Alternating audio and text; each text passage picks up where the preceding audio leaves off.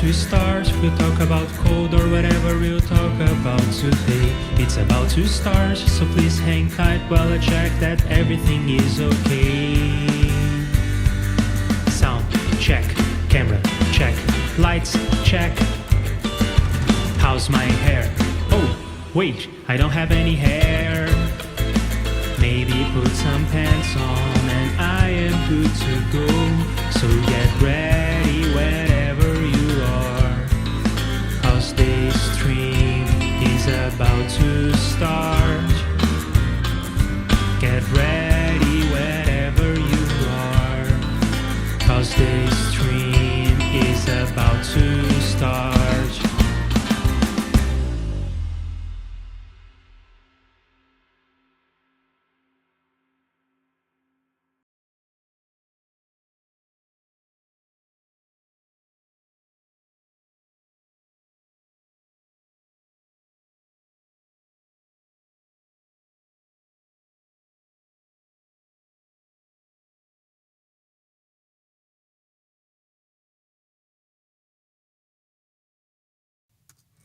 Hi, my name is Leandro Facchinetti, and let's write some code together, shall we?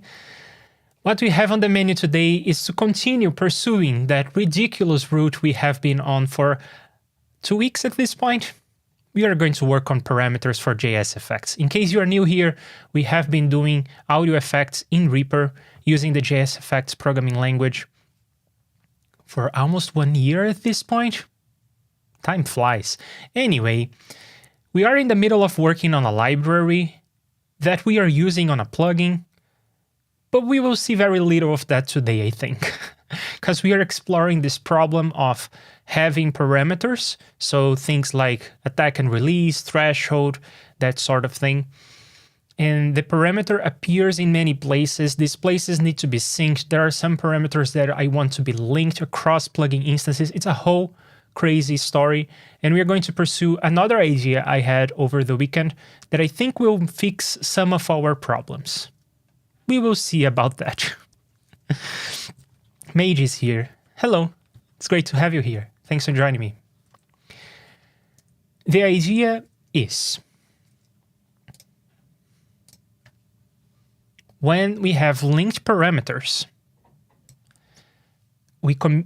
I guess I should explain what the linked parameters are real quick. So we have effects like this test effect that we are using to explore this notion of linked parameters.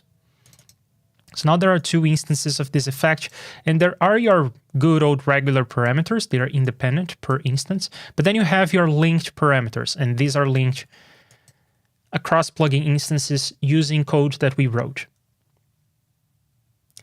And the way that this communication works is we have this global piece of memory, this global chunk of memory that any plugin instance can write to or read from. So when I change a slider here, this instance writes to that global memory, and this instance reads from that global memory and updates itself. And it works both ways, so I can change it from here or I can change it from there. Everything stays in sync. Those are the so-called linked parameters. And the reason why I care about this is that in the automixer, we have this notion of group-wide parameters. But it turns out that this notion of linking parameters is useful in other contexts. For instance, when you are doing some kind of, let's say, saturation, any kind of plugin that does anything that is non-linear. In many cases, you want to have some gain knob on the input and then some volume knob on the output so that it can drive the algorithm harder. And often you want these 2 knobs to be linked because you're not interested in raising the volume with the plugin. You are interested in the flavoring, the distortion, the non-linearity. So it comes up often enough that we are trying to find a principled way of solving this problem, even across plugin instances, which is a tricky problem. But I think I figured out the solution. We'll see. Things usually start very simple. Then they get really complicated. Then I finally understand the core of the problem. Things get simple again. Tail is here. Hello, Tail. Did you dream about JSFX? Good stuff, good stuff.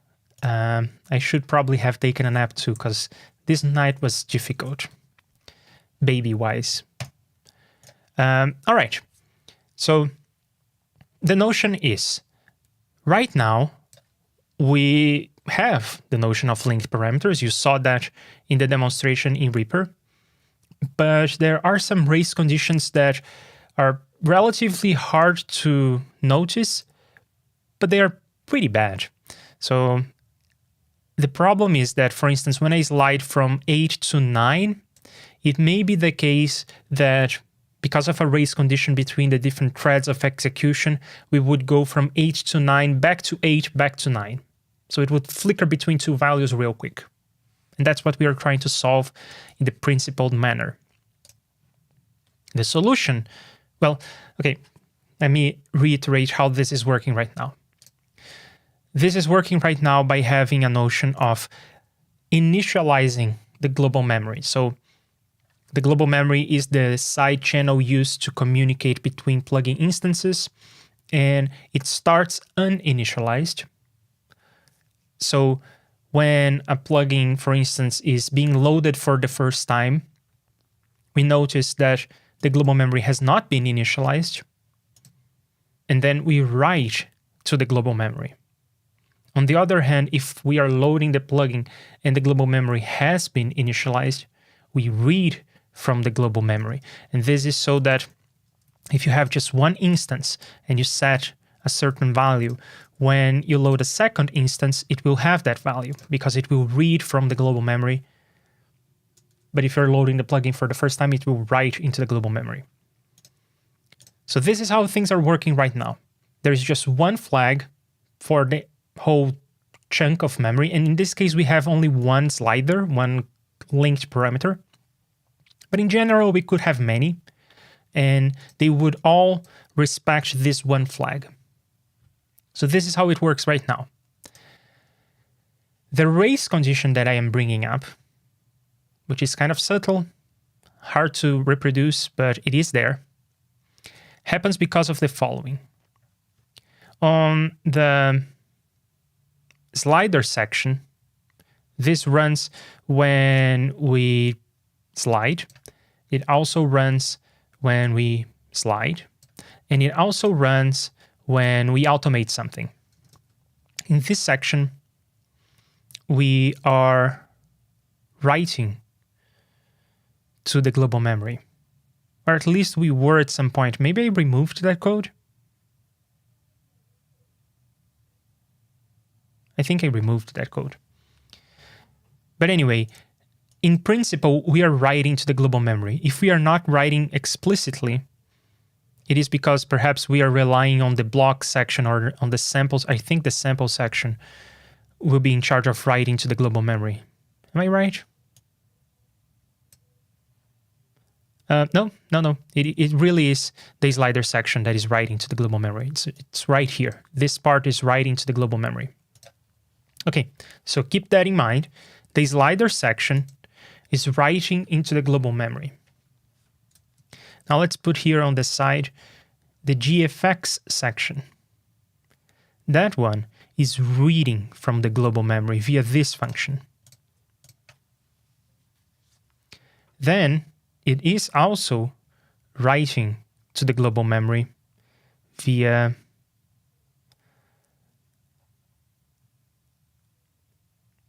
this line. Yes, via this line, because this line is going to run this function that is going to write into the global memory. So now check this out. Suppose that you are about to write. No, I guess you are the other way around. You are about to read. This is the function that reads. So perhaps you are here, for instance. This is about to read from the global memory. So it will read this value. And then this function runs and overwrites this value. then it pauses, and then we are using this old value and overwriting this. So we lose this latest version of this variable. It's really tricky. I'm not sure I'm doing a good job of explaining this.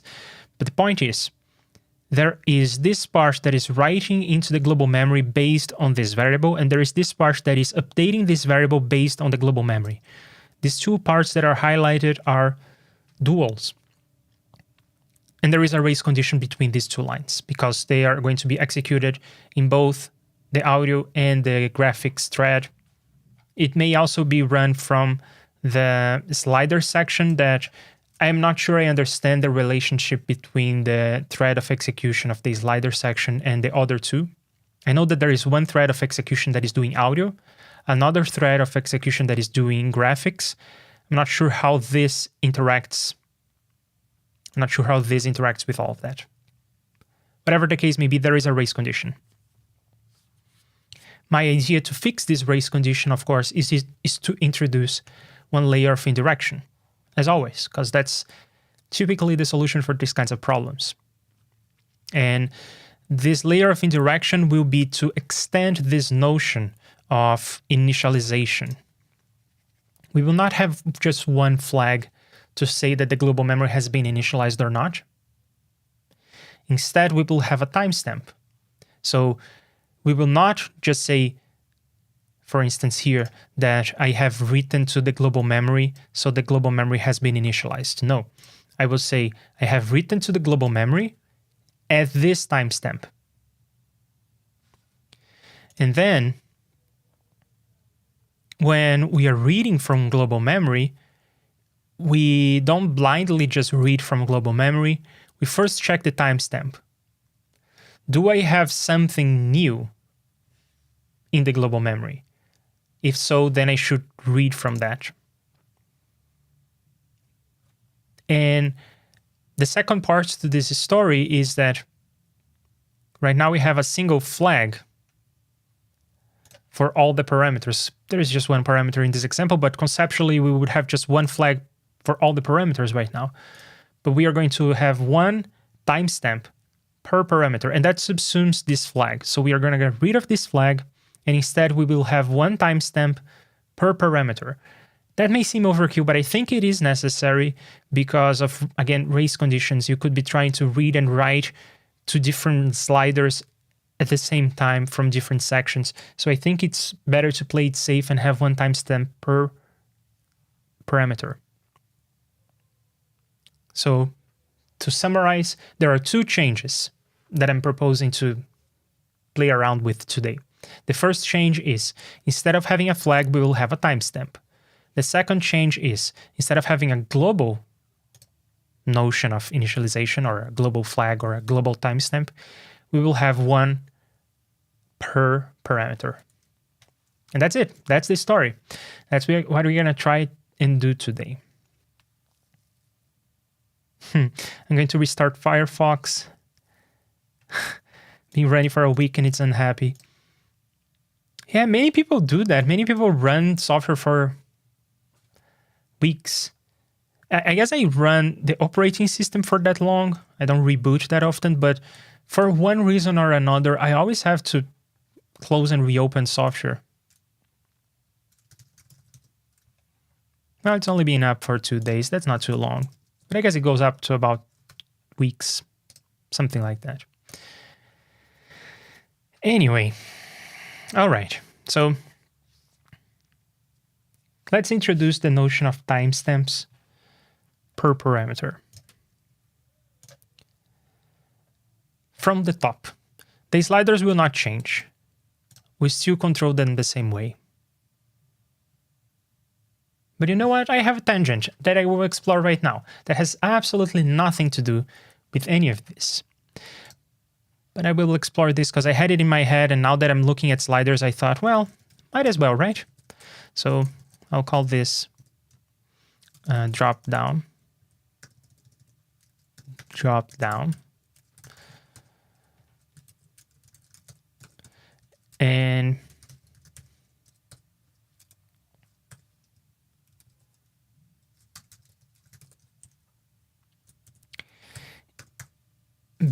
we are talking here about, and again, this has nothing to do with anything else that we have been talking about.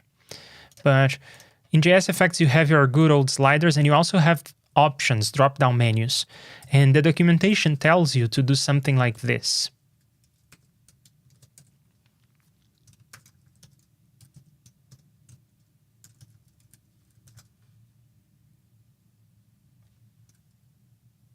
I think that this is inclusive, so it goes from 0 to 2, meaning there are 3 options.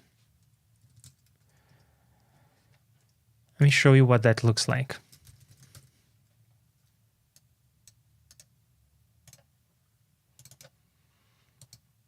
It looks like that.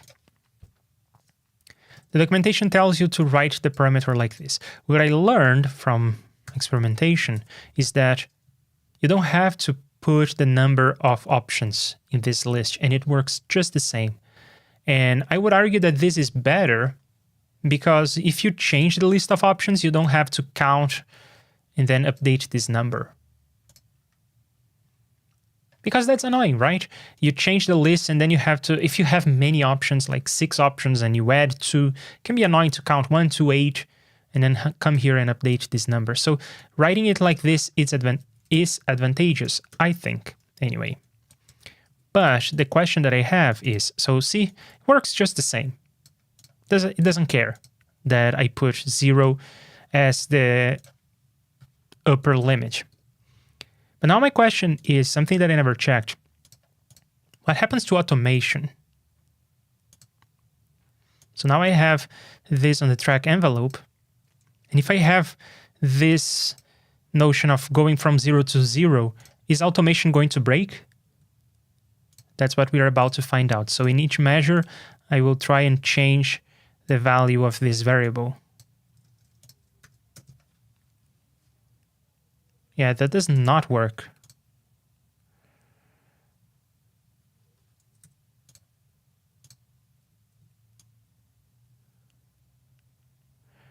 But it's weird because it is showing the tooltip for the 3 values. And yet here it's not updating. I wonder if it is updating the variable underneath.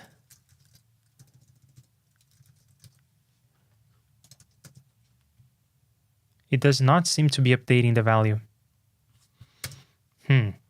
Is this because I didn't put the correct range?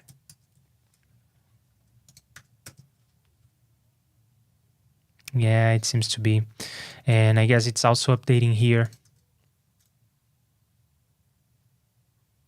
So it is updating there now, and it is also updating here.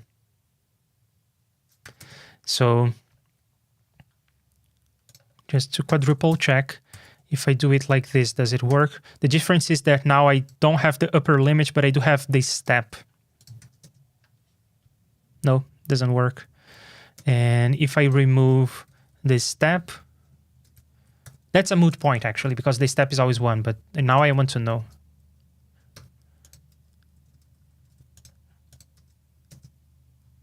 Yeah, it works.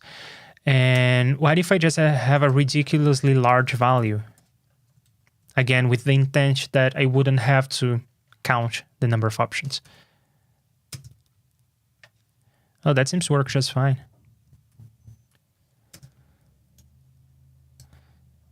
Okay, I will want to check this again on a fresh instance.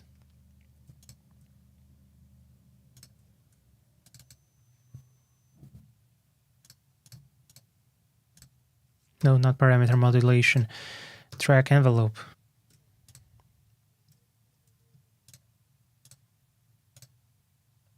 And it's cute that he puts the label here.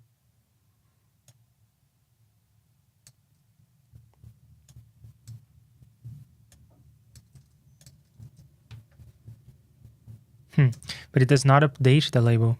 Oh, I guess that's the label of the drop. No, it's the label of this thing.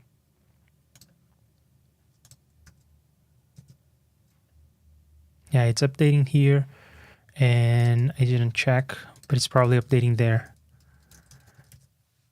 Which is this. This is what really matters.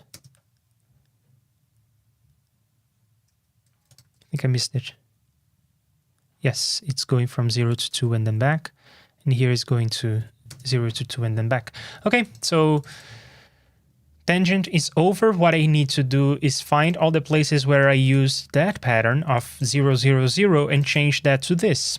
And then I still get my advantage of not having to count the number of options, but I don't break automation. And just because I have 9999 there, it does not mean that this range will change. It doesn't mean that these points here will go further up or that I would have 99 options here. It's really respecting the number of options in the dropdown. Okay, now we know. Let's go ahead and fix that real quick because I think it's going to be an easy pattern to find. Except that I don't want to search in all folders. I want to search only my stuff. So I will search JSFX. So the auto mixer has that.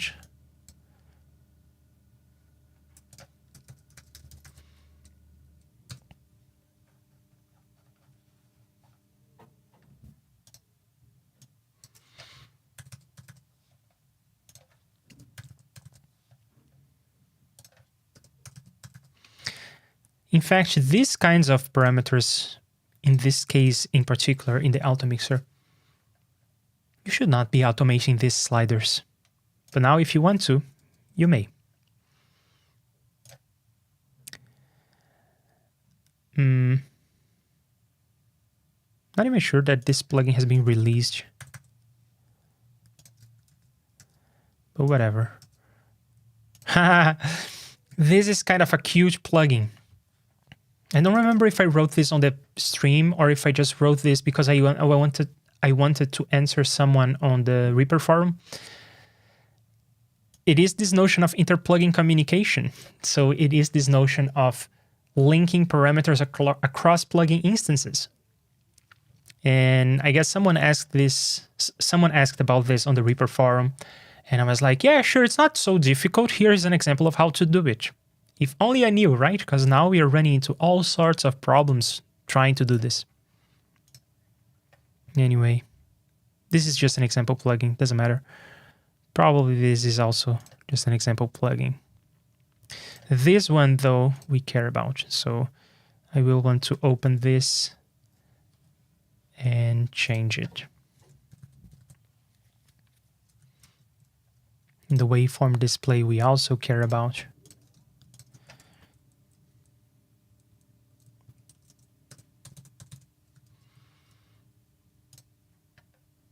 And these are just examples, but I will fix them. And now let's double check the changes. Oh boy, there are lots of changes.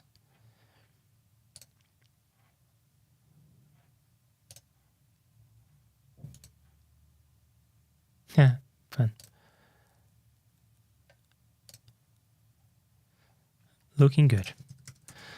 I will have to re-release some of these plugins for this fix, but anyway.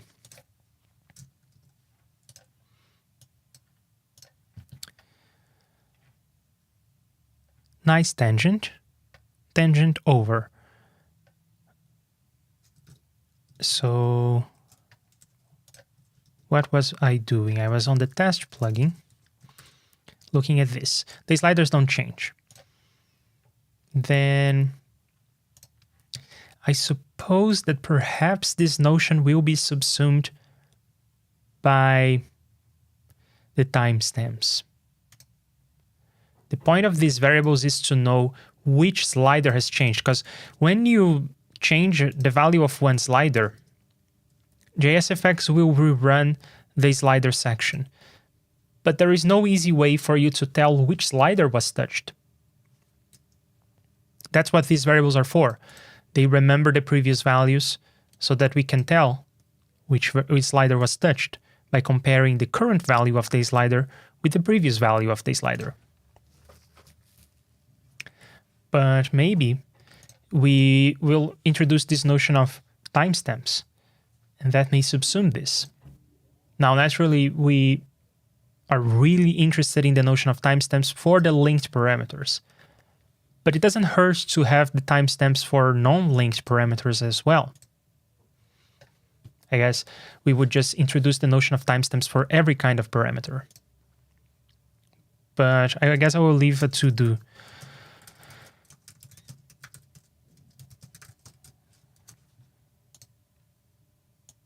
And you may think, well, timestamps are more expensive, aren't they? It's more expensive to check a timestamp.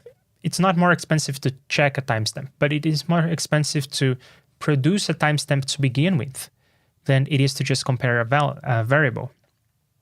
Because to produce a timestamp, you have to call the time precise function, which is relatively expensive. But I think that the expense will have to be paid anyhow. And I think that we will embed this as part of the library. So we have in the library this, I want to say, like, we have these entry points that when you're using the library, you are required to call these functions. And these functions do all sorts of little things, like from the audio thread, you can tell if the user interface is showing. From the user interface, you can tell if the plugin is bypassed or if it is processing audio. So all of these things depend on a notion of timestamp anyway. So I might as well just call time precise once per, let's say, section. So we would call time precise here, we would call time precise there, we would call time precise there, and pay this price up front and make this variable available to you as a global variable so that, yes, the price will have to be paid for some of the features of the library to be possible, but at least once that price is paid, we might as well just use this in other places. And I kind of like this notion of timestamps subsuming this, because then we have just one single, I guess, solution, one single solution for all these problems of linked parameters, of finding which slider was touched, and so on. Anyway, I will return to this momentarily. First, let's try to address the linked parameters. So when this function is called, we will want to check the timestamps. So I'm going to skip this for now and proceed to this part where we will have a timestamp for this parameter. So let's see all the places where this is used. And it's only in these 3 places. Isn't that nice? So I guess I would change this like this. These are not values, these are addresses into the global memory. And I'm going to start a pattern where it looks like this. Anything that you want to have in the global memory, you will also need to have an updated add version of that. And you can see it right next to the actual value in memory, just like that.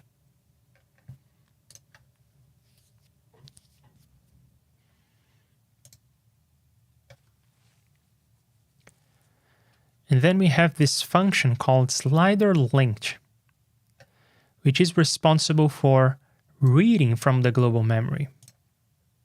This also needs to check the timestamp.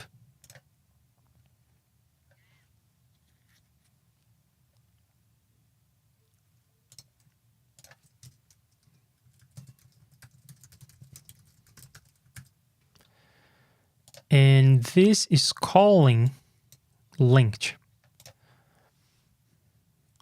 Why?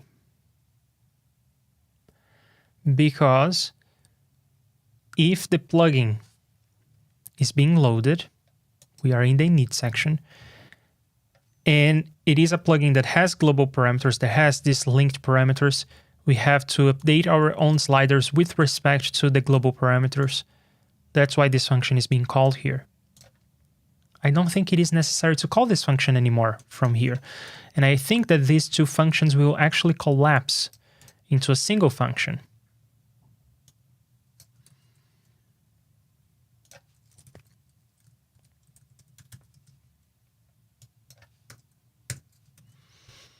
We'll see.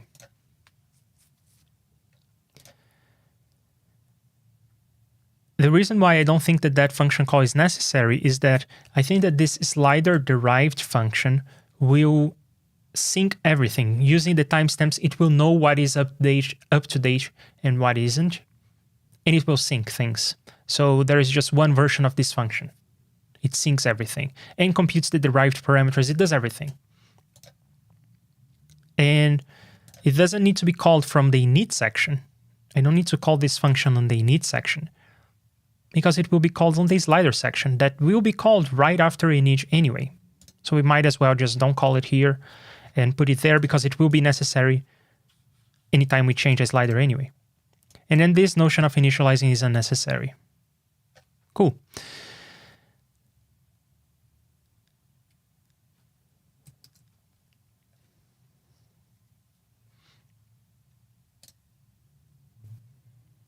Then the serialized section doesn't change. The block section doesn't change.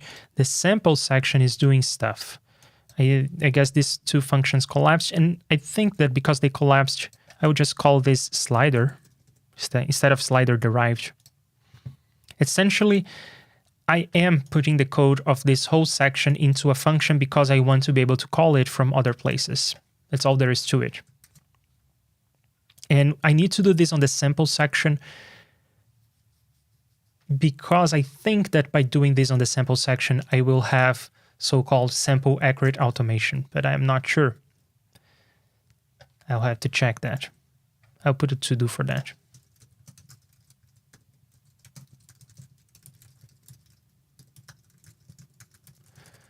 Not even sure how to test this. It's going to be tricky. All right, and then on the user interface, we will not call this function.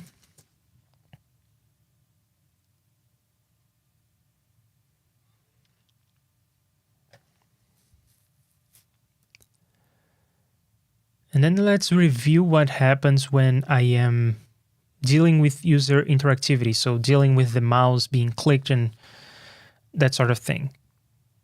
So when as soon as I press the button, as soon as I hold the button of the mouse down, I will call this so that it shows up here like that. And I will also call this, I will also update this. So this is the internal variable that will actually be updated by the graphics, and this is the slider. So I copy the current value of the slider into this. So far, so good.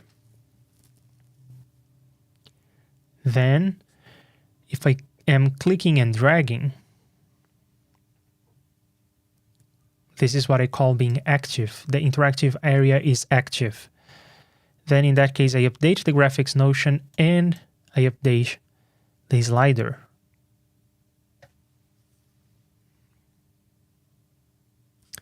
And if I double click, I do the same. I update the graphics notion and I update the slider. Nothing about this needs to change. Then the same for the attack. And then by the end of all this, I may have changed some of the sliders. So I need to call the slider again to do syncing and computing derived parameters. And then I can just render everything.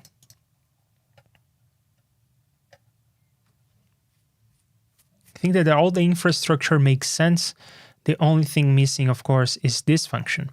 So let's explore this.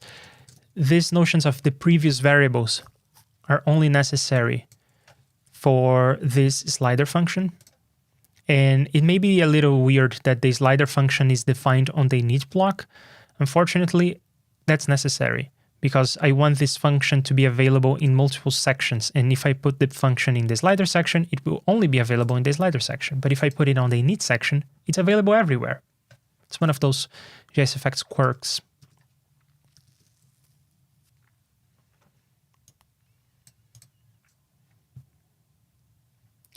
And I guess I can have this initialization here. And it reads quite nicely. It is true that the slider function is defined on the init block, but at least everything about the slider section is clustered together. And the principle of locality is one of my what is it called? The principle of locality is one of the tenets of how I do programming, of how I think about programming. The principle of locality. Things that are related should be near in the code. And that's why I often don't do object-oriented programming, by the way. But that's a whole different story. Anyway, so the slider function will have to check timestamps, and I think that we will need these timestamps for sliders and for global parameters. So we do have sliders here.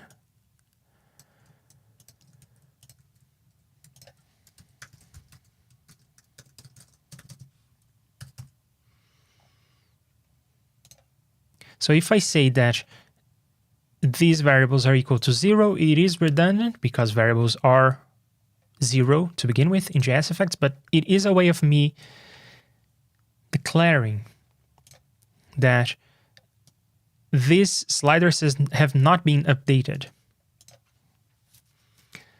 Meaning that if there is a newer version in gmem, I should copy from gmem.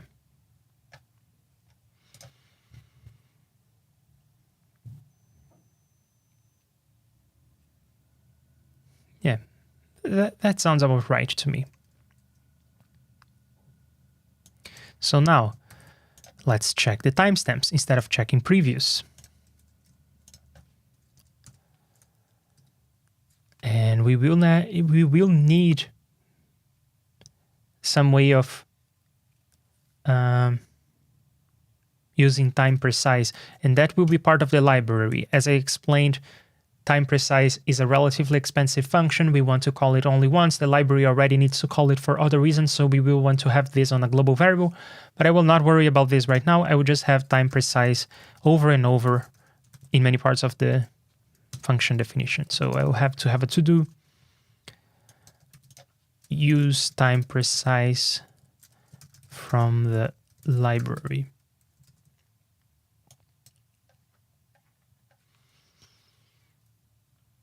So what I have to do is check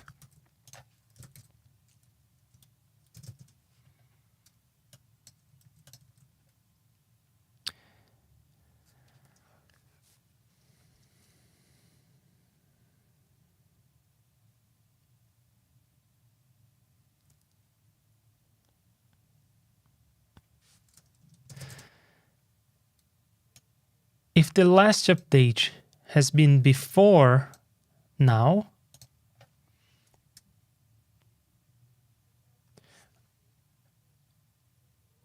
which is the case because it starts at 0 to begin with, and time precise will be greater than 0.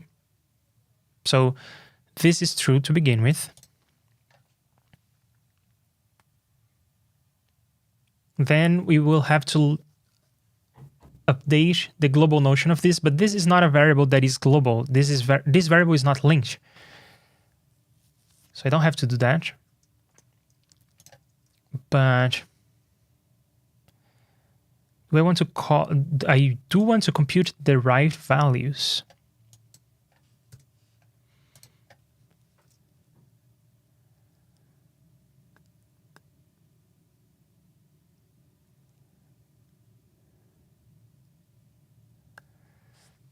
So in theory, I would like to do something like this, but I don't want to do exactly this because this means I will be computing this variable over and over, because this condition will hold in every cycle until the variable is updated. So I don't want to do it exactly like this.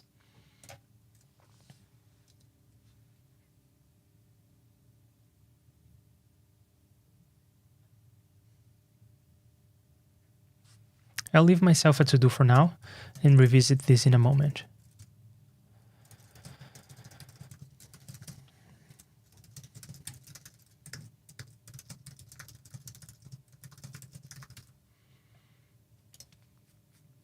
Perhaps the only solution will be to have a notion of previews anyway. Perhaps timestamps don't subsume that. I can think of one alternative, but I don't like it. The alternative would be to not only store an updated at, but it would be like updated by whom. And then we would check, was it ourselves who updated this? Anyway.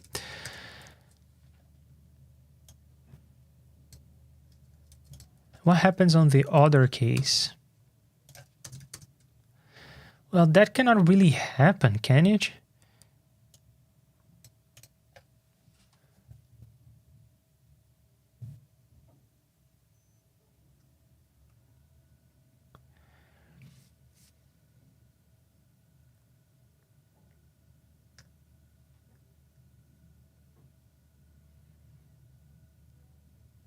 That cannot really happen. Who is updating this?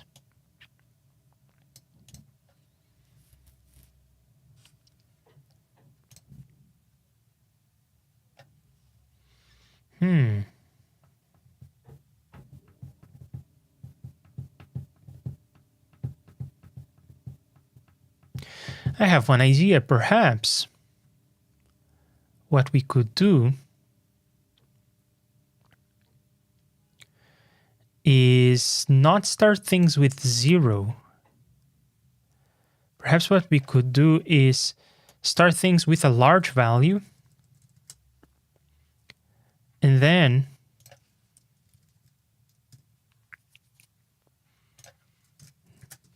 do something like this, because then we know that if this number is very large, and it will be to begin with, we need to update the derived value.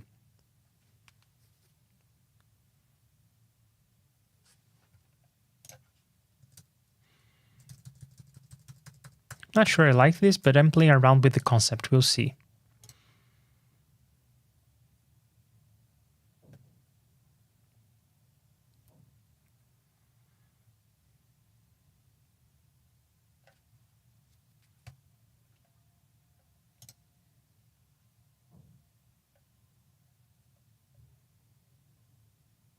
And then naturally, anytime that I update this variable, I will have to set the updated at.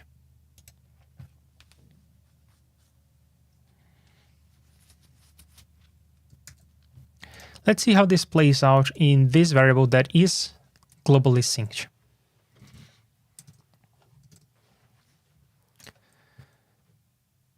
So again, I will not want to do the previous check.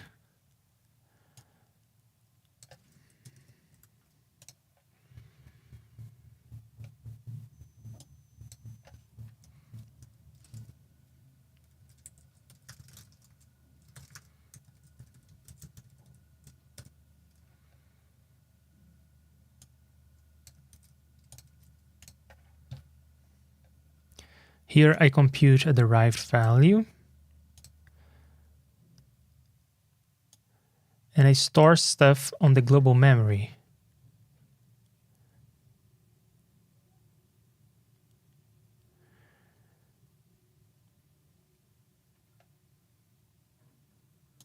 I should also probably read from the global memory. Well, I should also probably check this.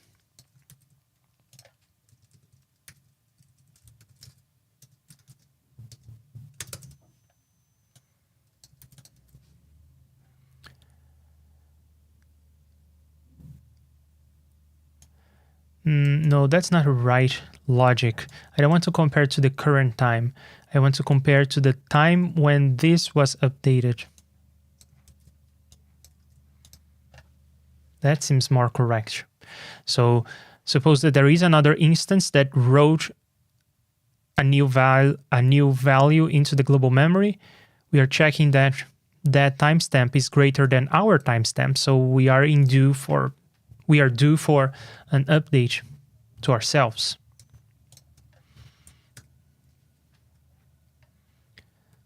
So what we need is this line, but the opposite actually. And I guess now we can get rid of that to do. So we are due for an update because the global memory is newer than what we have. So we update ourselves. We compute the derived value. and we store that.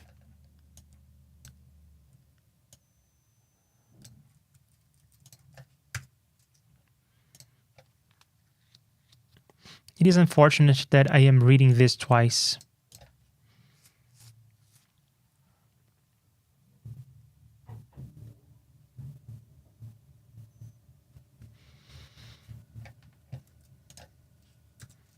Here's one solution for that.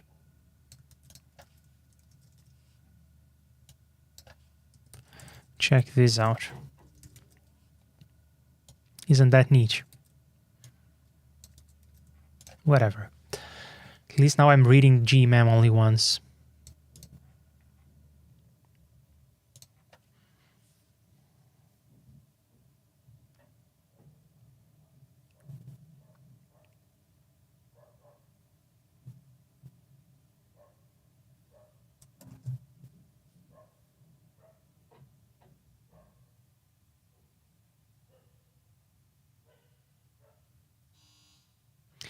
We should also have to think about the other case in which we are updating the global memory.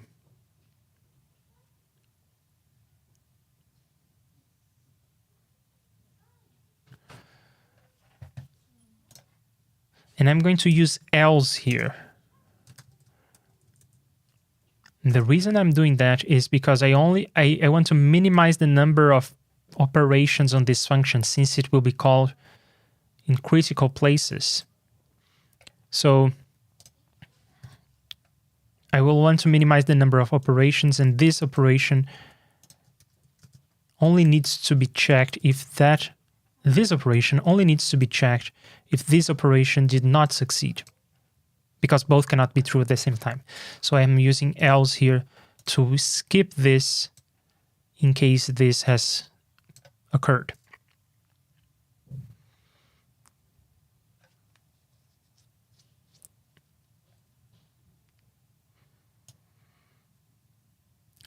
And perhaps it makes more sense for me to write this the other way around. As it turns out, we would like to have the thing that happens more often appear first in the code, because that is going to minimize the number of checks. But I don't think that there is any one of these two that is going to happen more often than the other. So now I'm going to go for chronology. What happens is that you have two instances of the plugin. You are going to use the slider in one instance, and that's going to write into the global memory, and then the other instance is going to read that. So this is the read operation. This is the write operation.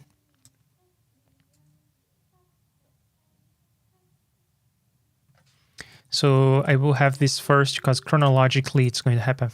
It's going to happen first.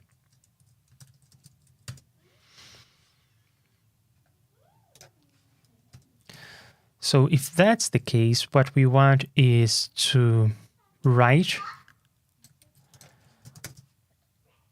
like so.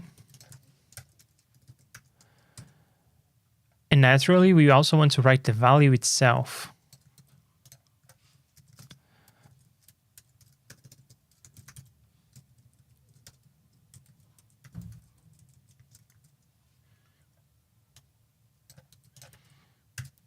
But the order in which we want to do these two things is crucial, I think. I think the order of these two lines is going to be the difference between having race conditions and not having race conditions. So let me think hard about the order of these two things. I think that we want to have it like this. The truth of the matter is that we may have race conditions in which we have multiple people writing here, writing into the global memory simultaneously. We have multiple instances of the plugin writing into the global memory at once. For instance, if you try and automate multiple sliders that are linked, you're going to run into race conditions. But I don't care about you anymore if you do that. Don't care about you. Because you have been a bad person. Don't automate the sliders that are linked from multiple plugin instances. Because what are you doing? They are linked. If they contradict themselves, they're going to start trying, everyone is going to try to write, and that's going to be messy. So I don't think it matters a whole lot. what I think needs to happen is we first need to write the value. Then we need to write the updated edge, because it's going to be the updated edge that is going to trigger the other instances to read this value in the first place. So if we had it like this, it could be the case that another instance could try to read, because this update, this line here, would trigger the other instance to go into reading mode and execute this line.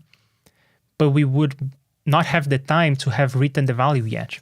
So I think it needs to occur in this order, where we update the value under the covers without anyone looking.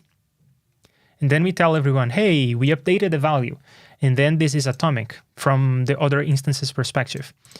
It could be the case that if there are fast writes, it could be the case that we would be changing something under the covers, but someone would be reading that. But that's okay. The only problem is they are going to get a more up-to-date value than they expected. That means they will probably have to recompute some of the derived parameters, but that's okay. At least it will work right, I think. Isn't volume DB updated edge testing if this was updated in the future? Strange logic as time grows. Yeah, I'm not so sure about this line yet. And thanks for asking. But yeah, I'm not so sure about this line. I'm much more sure about these lines. They make more sense to me. I'm starting to think that perhaps this whole notion of keeping track of time for variables that are not linked doesn't buy us a lot.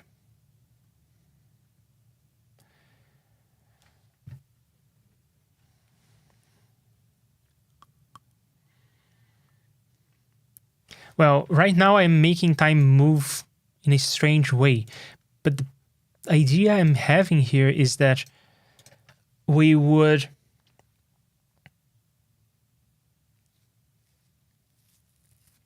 update this variable and update this variable. So we would update the slider and we would update the timestamp as a way of saying, slider function, you need to compute the derived values.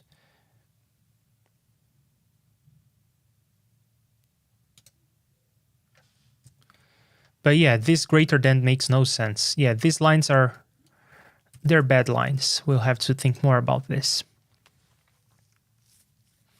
But I'm mainly interested in this notion here. So I'm okay leaving this for perhaps not today even. I'm okay with leaving this for later, much later perhaps.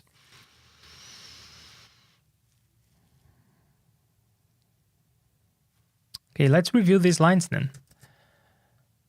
This function will be called pretty much everywhere, pretty much all the time. Are we doing the minimum work? I suppose we are. We are reading from global memory, but that's essential. If we want to know if there's something new from some other instance, we have to poll, we have to check. So that's that. And then we are doing two comparisons, which is not ideal, but it's not the worst. Then if we have been updated with respect to global memory, it's time for us to write into global memory. And that's what we do. Alternatively, if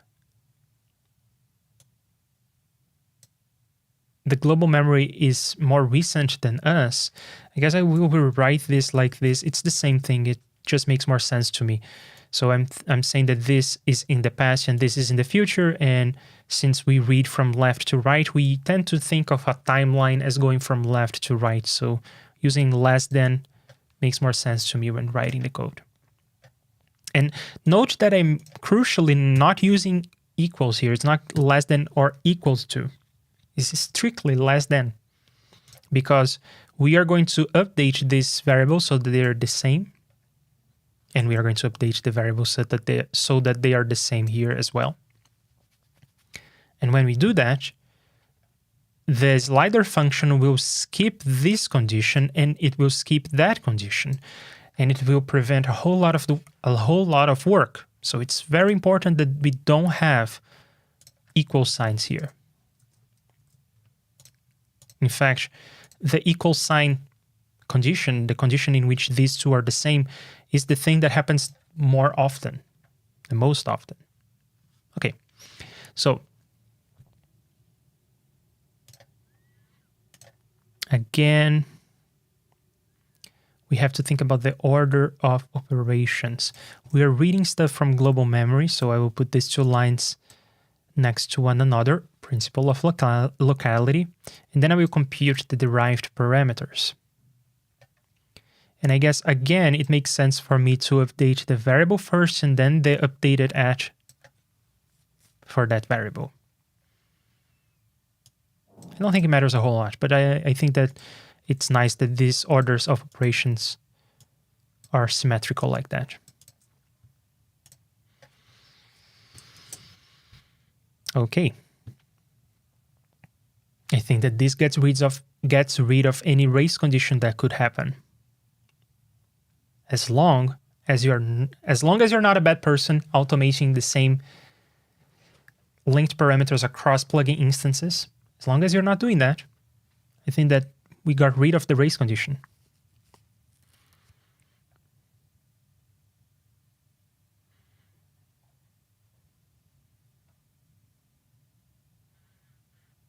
Now let's see all the ways we can update a slider.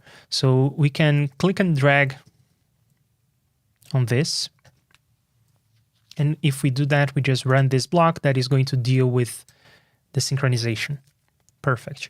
We can call this from here so that synchronization may happen, so that we can read updates from other instances. Perfect.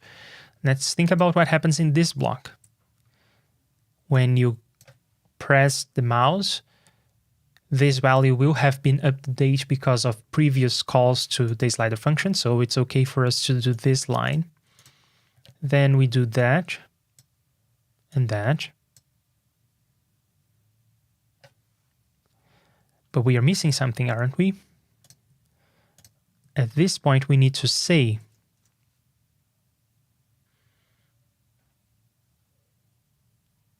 that this has changed.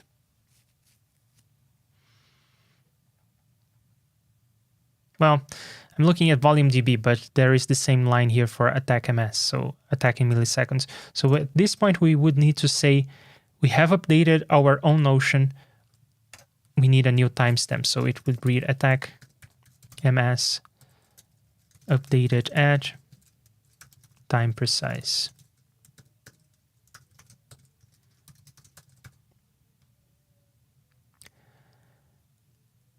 But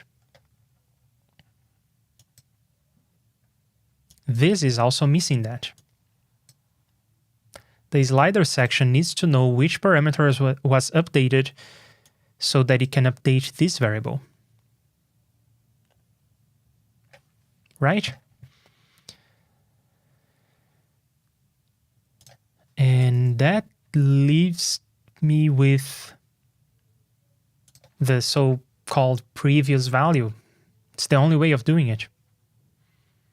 It's the only way that the slider section can know what was updated so that it can set these variables.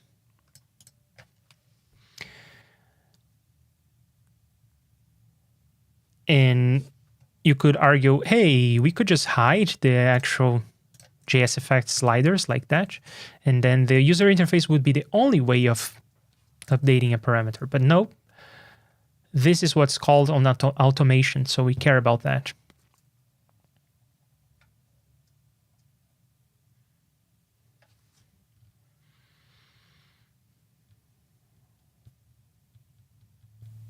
Yeah. I will have to come back with the previous values, which I guess will be the solution for this part as well.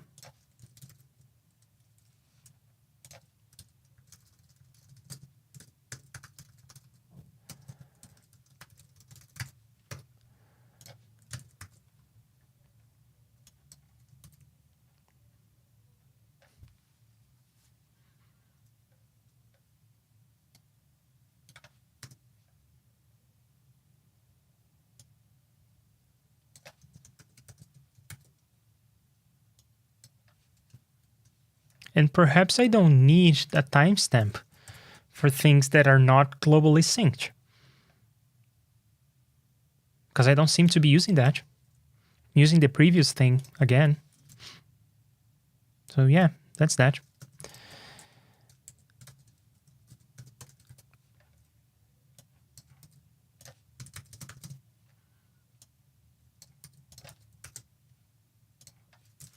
And I found a way to not compute this over and over.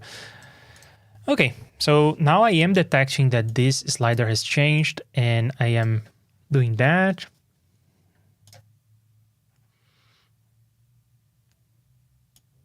Computing the derived parameters and remembering the previous value. Could do it in this order. I guess I will do it in this order. This kind of bookkeeping tends to be at the end anyway.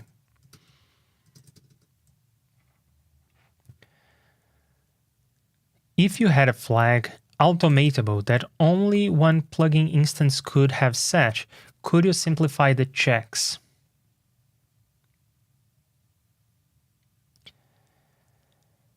Maybe. That is a good point. Thanks for bringing it up. Well, I guess I don't want to pursue that because I don't want the user to have to understand what all of this is about. They will have to understand that they may not automate linked parameters multiple times. That's a bad thing to do. But they could pick any instance and automate that instance, and every other instance will follow, which I guess is very intuitive. So I'm okay with that.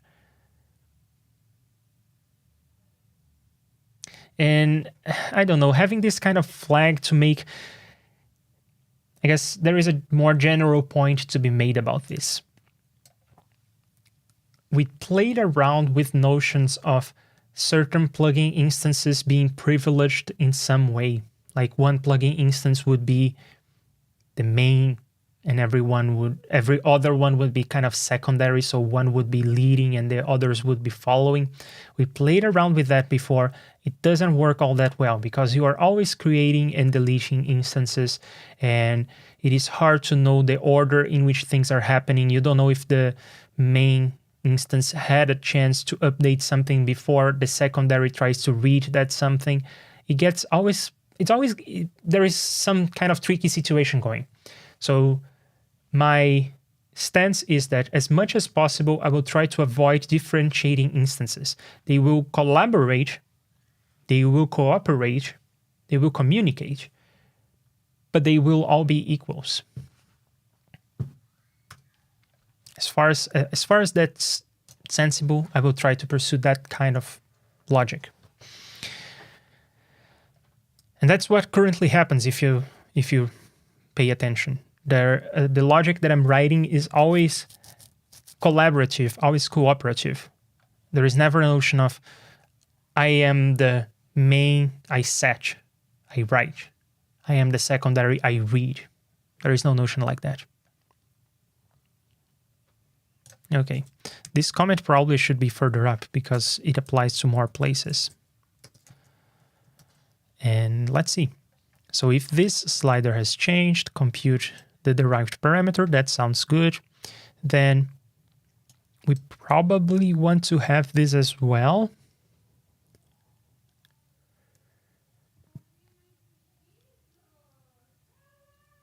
We probably want to have this as well.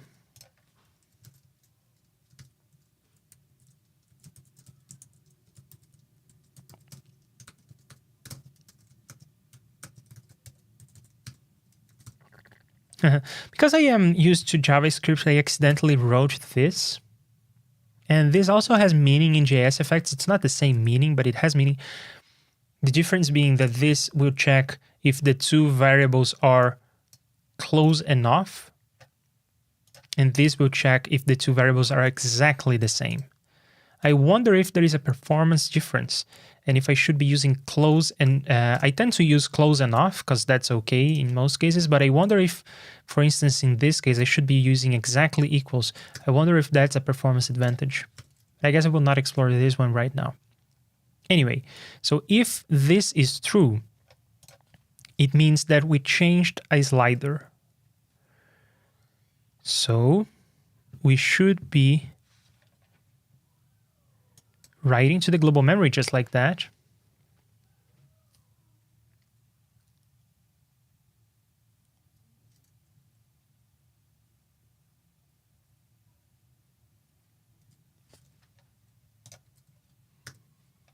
Then I can get rid of this check.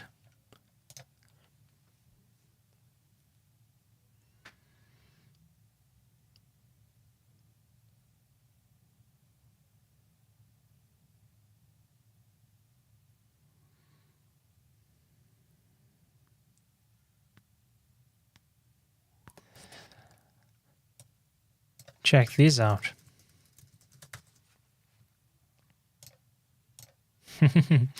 So this means I have changed an internal slider. I forgot the line that updates the previous variable. Okay, so check this out. This means I have changed an internal notion of a slider. So write to global memory, setting a new time precise. Remember the previous so that we know next time not to do this again. But don't compute the derived value. No, you don't need to compute the derived value. That's all right.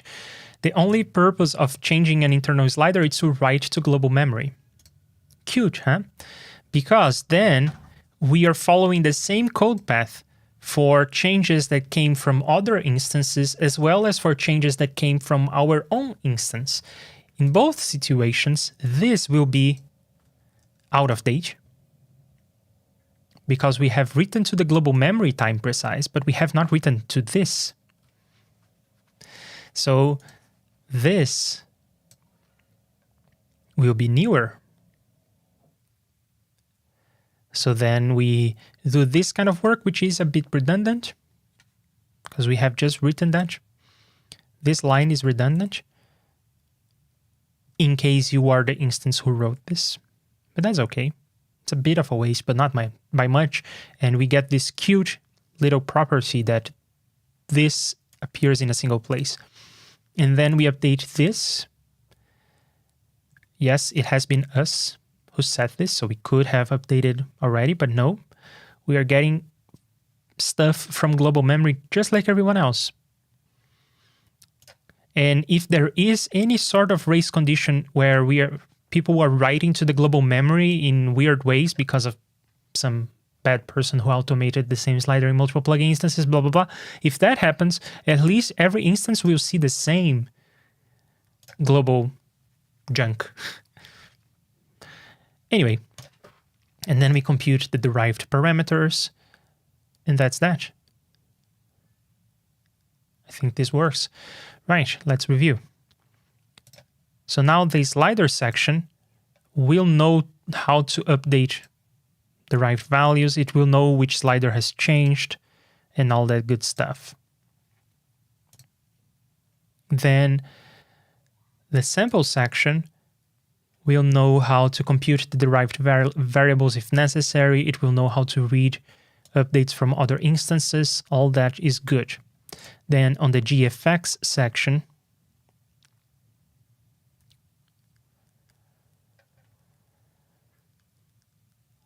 all of this looks okay to me. We are updating this, which will be picked up here, and the derived parameters will be computed.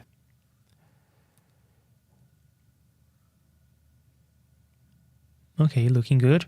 And then here, we don't want to do that.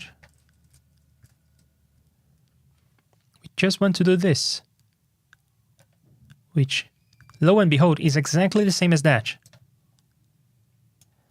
This function now knows how to sync everything.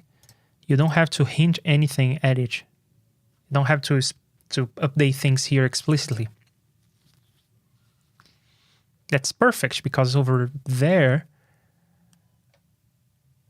we couldn't update things explicitly in the global memory. That's great. Now we only have to test and see if this works.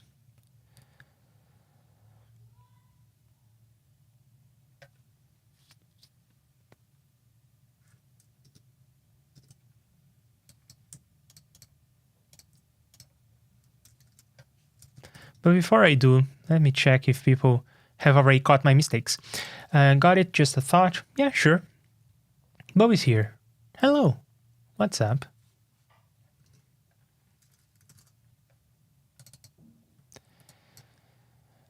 First, let's play around with the both sliders. Let's play around with both sliders. Oh, hang on. Just thought of something. What happens when the plugin is loaded from an existing REAPER project? This too will be undefined, so this will compute the derived values. This will write to global memory. And everything will work out. What happens on the when a second instance is loaded?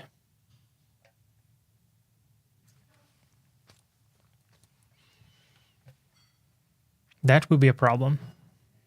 Think about this. When I changed the slider here, this instance wrote to global memory. But the next instance, when I load it, it will check that this is different and it will also write to global memory.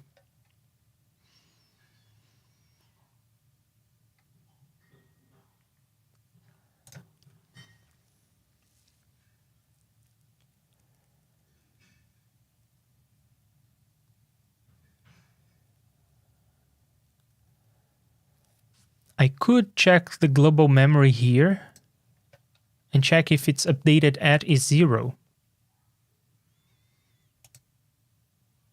That would indicate that we are the first instance, so it's okay for us to write. But I don't want to check the global memory here because it would mean that we would be checking that over and over and over for something that only occurs in each.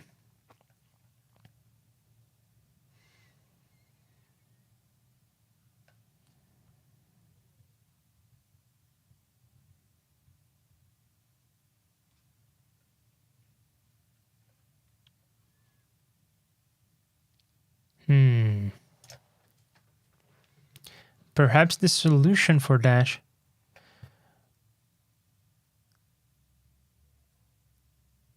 would be to update this somehow.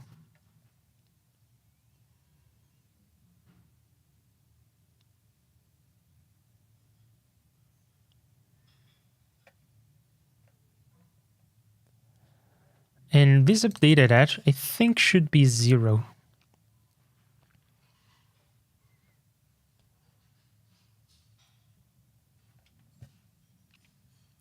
Because to begin with, we want this line to run. Yeah, so this should be 0.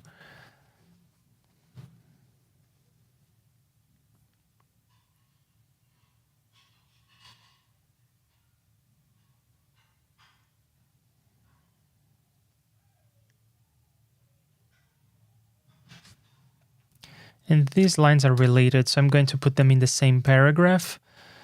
Okay, there is just this last wrinkle. A project. No, it's not the project that has been loaded from disk. It's a different problem. It's the problem of a second instance that needs to read from global memory instead of writing to global memory.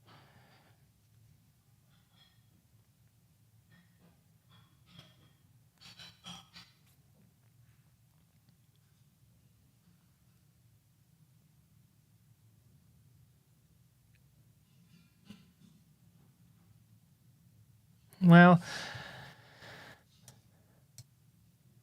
let's use updated at being equals to 0 as indication that that piece of memory has not been initialized yet.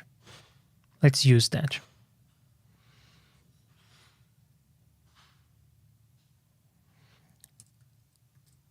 So I can read this here.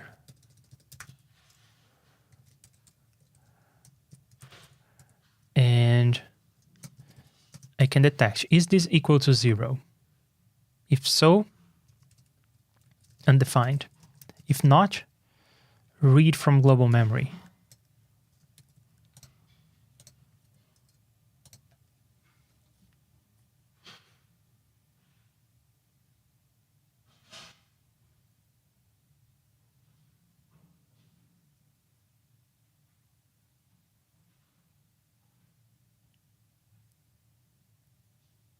No, that doesn't cut it.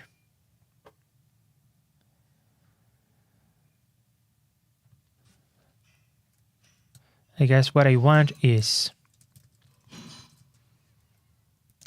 this means we are the first plugin instance. And in that case, this is good enough.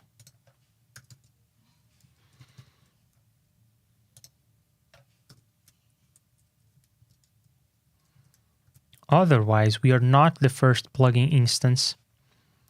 We should set both of these variables.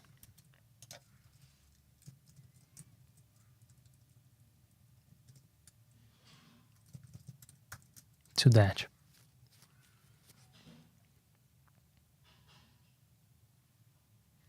Because both of these variables will be the same, these lines will not run. Well, I guess this line will run, but these lines will not run.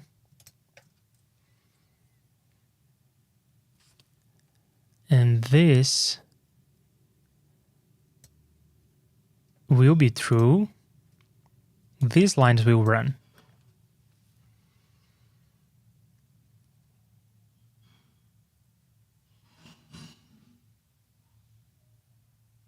The funny thing is that I don't even need to read this from global memory because we will read it.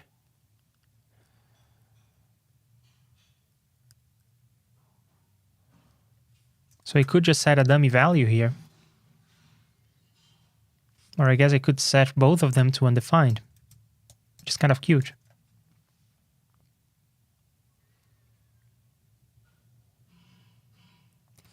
But then this will not be set correctly.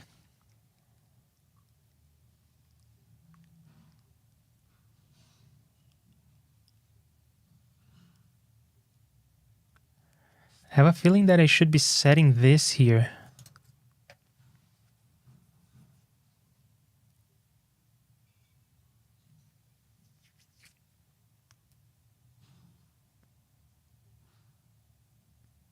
Yeah, I should be setting that there because I want the previous. God damn it, this is so complicated. Am I overcomplicating this? Probably. But this is so complicated to me. Yeah, I want to set this because the purpose of this variable is to tell us that internally we have changed that parameter. But if we if we received the change from somewhere else, we don't want that to trigger this on the next time we go around. So we want to update these two variables. But now we introduced a freaking race condition where you could have updated this, but not updated that yet.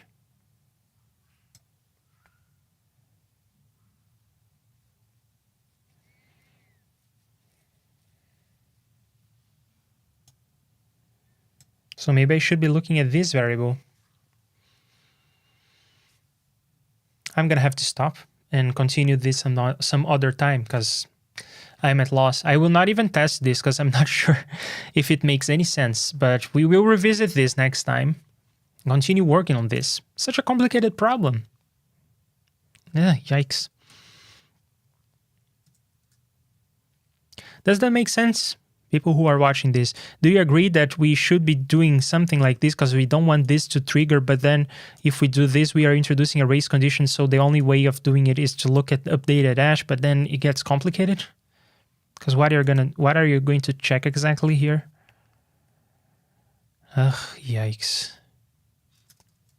I will save what I have. I will commit what I have. I will not test what I have because I don't think it's right. But we will continue working on this next time. Let's see what you all have to say before we wrap up. Do I have this right? A single check of the timestamp will control whether all the linked parameters is in an instance will be updated.